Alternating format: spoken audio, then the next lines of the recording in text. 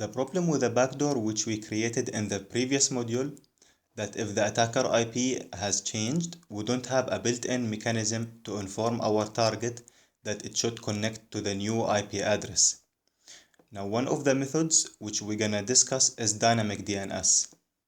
For instance, let me grab my pen here. Let's say that the attacker IP was 1.1.1.1.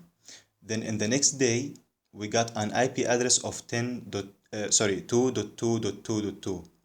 Then how would our target know the new IP address here?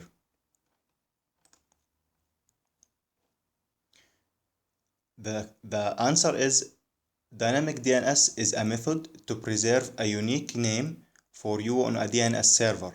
While the reserved name is fixed, the correlated IP address is gonna change each time you change your public IP address. For this demonstration, we will use noip.com. It provides a free dynamic DNS service, so I have previously preserved a name called pythonhussam.ddns.net.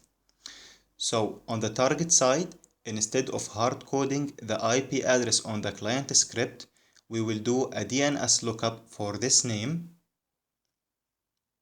Then we will retrieve the IP address to make the connection.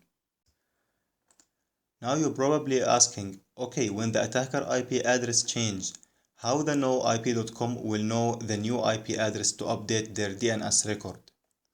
Well, the answer for this is done via a software agent which should be installed on our Kali machine.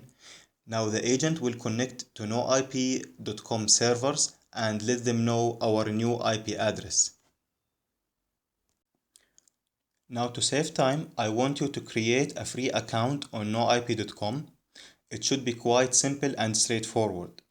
Then reserve a name of your choice, as in the next video we will install noip agent on our Kali Linux and modify the code in our previous TCP reverse shell to resolve a DNS lookup on pythonhussam.ddns.net.